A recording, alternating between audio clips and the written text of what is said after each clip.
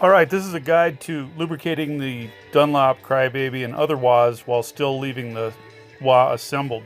I use this needle nose vice grips to hold the bolt, but that's not necessary. You've got to loosen that bolt down by the heel and take it almost all the way to the end where it's about to fall off. The front nut, I leave that tight. You can leave it tight, and on a lot of later WAs, it has that bolt cut off, so you won't be able to loosen it anyway. I've got this pink WA set up here with the top off just to show you where we're getting the lube into. There's actually two areas we have to lube with two different types of lubrication. The first is a white lithium grease that you can find in Home Depot or Lowe's at the garage door section. It comes in a tube. And I use a thin zip tie, like a 6-inch zip tie, to reach down in there with the WA together so you can get that lube. Use a pretty fair amount of lube, like about the size of a pea.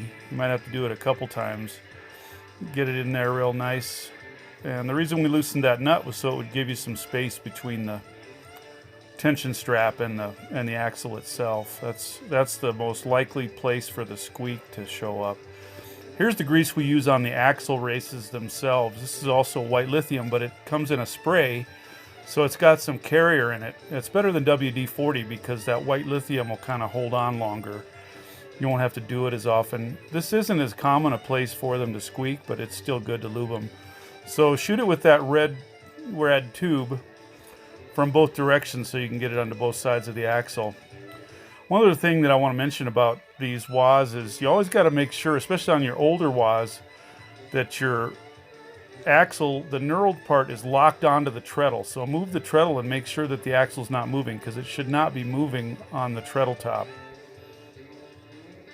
If you have one that's moving like that, there are ways to fix it, but that's kind of advanced surgery. And usually that only happens in very old WAs. Thank you.